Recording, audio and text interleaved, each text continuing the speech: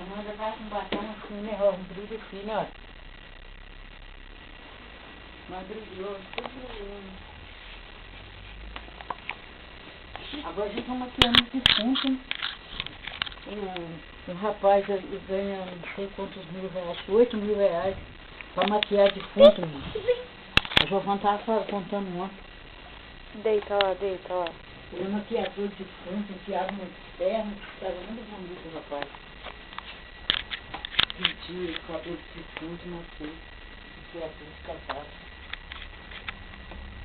Namora, avó, namora. Namora, avó. Namora, avó. Joga beijo. Oi. Ai, que bonito. Ai, neném. Namora, fofô, namora.